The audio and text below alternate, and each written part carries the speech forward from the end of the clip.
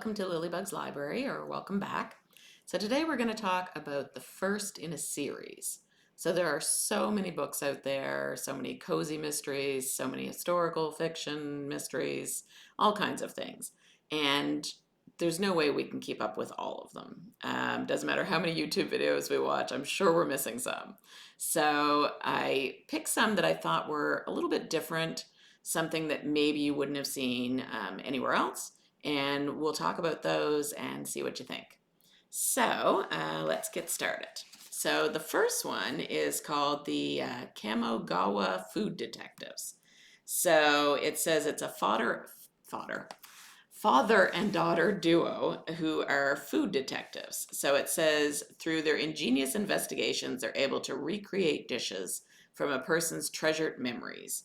Dishes that may well hold the keys to their forgotten past and future happiness. The Restaurant of Lost Recipes provides a link to vanished moments, creating a present full of possibilities. So it doesn't sound like it's necessarily a cozy mystery, except the food part of it is a mystery. So not sure what that will be like, but anyway, interested in seeing whether it's, it is fictional, so it's not going to be just the recipes and things. It's going to have like a story of the father and daughter who run this restaurant, and kind of interested to see where they go with that. So anyway, that's a one to try.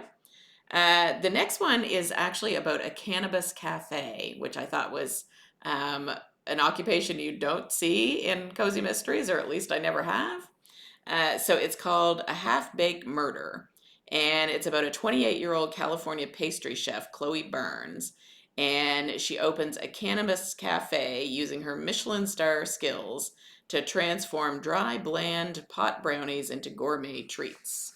And then a murder happens, and she's caught up in that. So that should be, like I said, kind of different, something you don't really hear a lot about.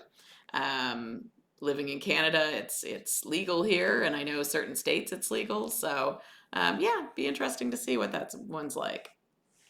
So the next one is called The Crone of Midnight Embers, and love the cover. I think it's very pretty. So this one is listed as an urban fantasy, but it sounds quite cozy. So we'll see where they go with that. And what makes it a little bit different is the sleuth in it is over 60, and I think magical, because it says Delia Spark is caught in a maelstrom. Her former life as a London theatre director is on the brink of implosion amid a scandalous divorce, a tarnished reputation, and for reasons she cannot fathom, things keep spontaneously combusting around her. So she escapes to this village called Myrtlewood, and she doesn't know really anything about it. She's just hoping to kind of escape what's going on in her own life. So it says she's oblivious to the undercurrent that her arrival stirs. Amid whispers of magic, she finds herself on the precipice of an extraordinary transformation. So, could be good. So I'm, yeah, interested to see whether she's magical, or whether she just stumbled into a magical community, or what exactly is going on in this Myrtlewood. The next one, again, is another one they say is urban fantasy. It sounds, again, quite cozy. So this one's called Drinks and Sinkholes. And it says Bev may not know who she was before she showed up in the quaint village of Pig's End 5 years ago, but that doesn't bother her much. So it says she owns the Weary Dragon Inn, and then earthquakes and sinkholes start appearing all around the town, and she has to put on her sleuthing hat to figure out what or who may be causing them. So not, again, like not a necessarily a murder mystery, but a mystery of these sinkholes. Kind of reminds me, I don't know if anybody watches it, La Brea, where sinkholes were opening up everywhere, and people were falling into them, and ending up in a different time. So anyway, I have some good hopes for that one. I'm intrigued by the thought of it. So the next one I thought was a little different because it actually takes place in Croatia, which is not a place where at least any cozy mysteries I've read took place. And this one is called Dubrovnik's Book Club. And it says in a tiny bookshop in Dubrovnik, I have a hard time with that word, Dubrovnik's historic old town, a book club begins. And so they start forming this book club, and then their first pick is a cozy crime. It inspires them to investigate, something that's kind of part of their hearts, and so they're keeping their newfound found friends close, apparently, and lives and stories begin to entwine. So, a little vague on what exactly happens, but I'm curious enough that I'd like to read it and see kind of where it goes. And I don't really know a lot about Croatia, so I'm kind of interested to see what all they say as far as description. Looking just at the little bit of the book cover, I feel like it reminds me anyway of like Greece or Spain or something. So I don't know. We'll see. The next one really has me curious. It's called The Expectant Detectives, and apparently this whole series, the sleuths are always expecting a baby. So anyway, that's kind of interesting, a new little twist. So it says Alice and her partner Joe moved to the sleepy village of Penton in a chance to embrace country life and prepare for the birth of their first child. And it says he can take up woodwork, maybe she'll learn to make jam, but the rural ideal they hope for doesn't quite pan out when a dead body is discovered at their local prenatal class and they find themselves suspects in a murder investigation. So it's like, oh my, that's not what they were planning for.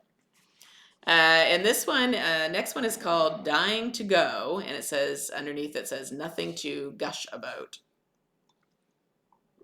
So this one takes place in a retirement community, and I love the name of the character. Her name is Rosie Sophia uh, Darash or DeRoche. So she was named after the Golden Girls. So Rose for Rose, and then Sophia, and then uh, Doro for Dorothy, and then the CHE at the end, I assume, for Blanche. So they got all the names in there. And so then it says she's 39. She calls herself Rosie, and her 20-year marriage is ending. Her dad just had knee replacement surgeries, so she decides she's going to go to this retirement community where he lives. I don't think they don't really mention the mother again, other than that she was named after her mother's beloved Golden Girls. So I'm not sure if her mother's still alive. But anyway, it says the drama follows when she finds the body of the local tart and business owner has been killed. And so she's using her newspaper reporter sleuthing skills, trying to figure out what happened. And she starts to meet all the people in the retirement community, and so retirement community is definitely like a small town, I'm sure. So anyway, it sounds like it's kind of cute, and the fact that she's not really one of them, but she's coming into this community. It's like, okay. So yeah, interested to see what they do with that one. So the next one is a romance. It's called One Last Shot, and again, it's something like I've read romances about all different kinds of characters. But this one, it says it's a music star, country music star Oaken Fox joins survivalist Mike Grizz's new adventure show in the Alaskan wilderness. So he just wants to boost his fan base, but tragedy strikes and Air One Rescue must save them. So Oaken wants to quit, but his producer has other plans. So he signs him on with this Air One Rescue as a recruit and turns it into a reality show.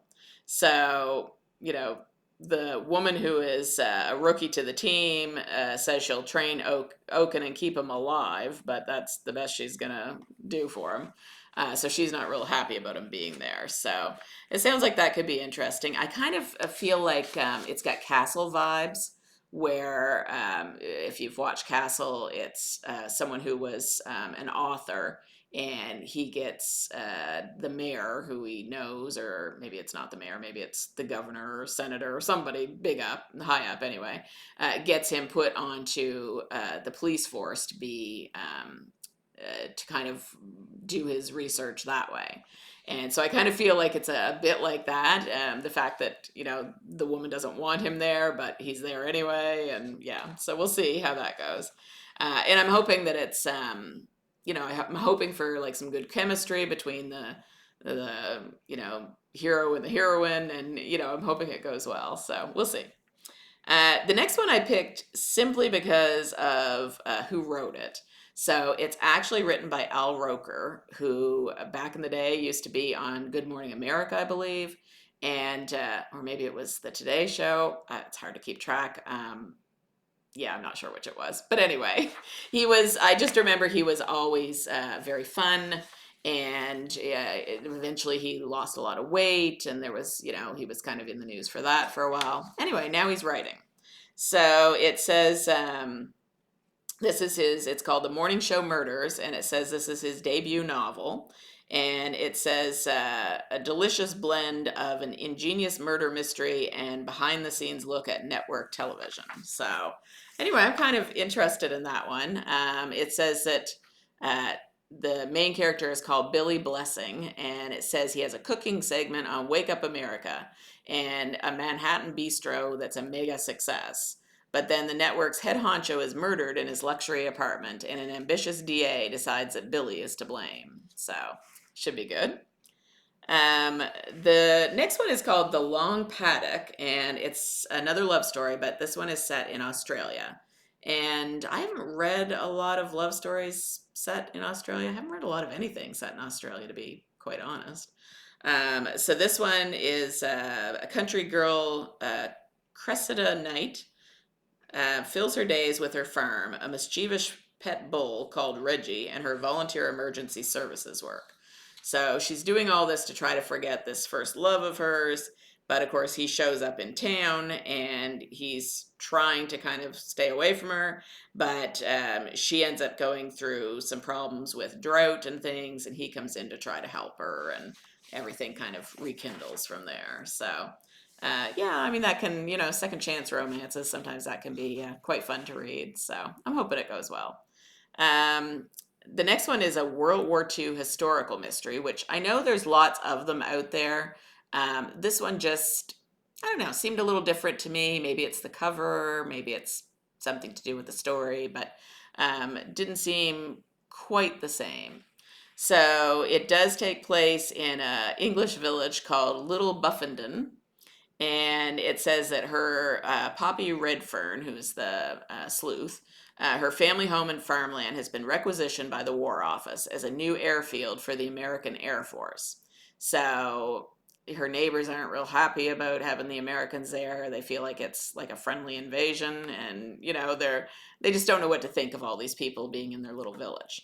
And then two popular young women who were dating American servicemen are found strangled, and Poppy quickly realizes that her little town has been divided by murder. Because, of course, some people are blaming the Americans, some people are blaming, the people from the village. So it's up to her to figure out what exactly is going on. So that one, like I said, felt a little different. I think maybe because, you don't usually hear things. You hear things about the war itself. You don't really hear things about, like, the Americans coming in and kind of, needing a place to set up and things like that. So, yeah, just a little different. And the next one is called Of Manners and Murder. And this one I thought was a little different because it's this woman who runs, they call it a agony aunt column. I guess nowadays we'd call it like an advice column. Like Ann Landers or Dear Abby, that sort of thing. And even those have pretty much, gone away. But this woman is running it. She decides she's done. She needs a break, and so she puts it in the hands of her niece. And the column is called Miss Hermione, so that's who they're writing to. So she ends up, the niece Violet ends up getting a letter, and she's expecting it to be, advice about somebody's husband or cheating or whatever. And that's not what she gets. She gets something where this woman's in fear of her life. So she tracks down where this letter came from and goes there. And it turns out that the person who wrote it is already dead. So now it's up to her to figure out what happened. So I'm really excited about that one. I think that sounds like a great premise for a book. So the next one is called Show and Sell, and it's about a reseller who I don't think I've really, I mean, I guess antique shops and things, but this one's a little bit different. This person opens an online store and dives into the reselling business. So she gets things from garage sales, she cleans them up, resells them, and everything's going along great. But then a woman is murdered, and the local police force focus on her because she's kind of a newcomer to this small town in Florida, and they think that she's the one that did it. So again, I think I like when they have an occupation that I haven't really delved into a lot yet. So I think that's kind of cool. So the next one, I don't exactly know what genre it is. I mean, maybe we'll just call it a mystery. Because it's called Secrets, Lies, and Sneaky Spies. And it sounds like it's going to be funny, but still really good. It says, and should you die, take pride that you were fortunate enough to die for the division. And it says, with that cheery bit of encouragement, newly promoted agent Katrina Foster is tossed on a plane and sent halfway around the world on her first assignment. So it says, she's linked to the murder of a decade-old political assassination, a murderous mastermind, and a shadowy organization set on global destruction. So she's trying to link all those things together, and she ends up becoming a target. So anyway, really interested to do that one. It's they don't mention any. Oh yes, they do. As the mission heats up, so does her attraction to a certain handsome Swedish agent. So I don't know. I'm getting like James Bond, Mr. and Mrs. Smith kind of vibes. We'll see. And the next one, similar to, like we had Australia in one. Now this one is New Zealand. So we're on that side of the world. So this one is called Seems, I think it seems, yeah, Seems Like Murder. So there are two things that can't talk: moving pictures and dead showgirls. And it talks about 1920 Wellington, New Zealand. And it says a Fastinisha client is murdered. Suspicion falling on Grace as the last person to see Agatha alive because she has a dress design business. So now she has to try to figure out, what happened to this showgirl and try to clear her name. So, I really, I'm fascinated by all the different twists and turns that these writers come up with. I don't know why it is Hollywood can't come up with these things, but they need to be pulling from some of these books instead of redoing the same movies over and over and over again. So the last one is called Magic, Movies, and Murder. And this is another one I'm really looking forward to. This one takes place in the 1990s, and the woman is running Mockbuster video rental. So it's like, okay. And she's doing good until a murder investigation kills her schedule. So it says, despite the gossip, she's definitely not a witch. Her VHS tapes are not cursed, and renting one absolutely will not hurt anyone unless they forget to return it on time. And so it talks about this whole magical community. It says there's gossiping ghosts, sassy vampire, a brooding gargoyle, and a pack of cuddly werewolves. So, you've got it all in there. And the way they describe it, that was kind of what put me over the top with like, yes, I have to read this, because it says it's a cozy combination of The Good Witch meets the Sookie Stackhouse series. So, sounds like it really could be interesting. Love The Good Witch, and Sookie Stackhouse. I have watched some of True Blood. I've never actually read the Sookie Stackhouse series. maybe one book. But anyway, I think it would be an interesting combination. I'm kind of looking to see what happens with that. So a few good ones. Again, all first in their series. Some of them are only one or two books in. Others, have more. Some it's the very first book, and there's no other ones yet. So a real good combination, I think, of a lot of different ones, and hopefully you found something in there that you think you'd enjoy, and that you can find somewhere for a reasonable price. But yeah, something a little different, and something that I'm definitely going to check some of them out, because after a while it's like, as much as I love the culinary cozies and the pet cozies and all of those sort of things, sometimes you like something just a little offbeat that you haven't seen before. So anyway, give them a try, see what you think. All right, have a great day, friends. Bye bye.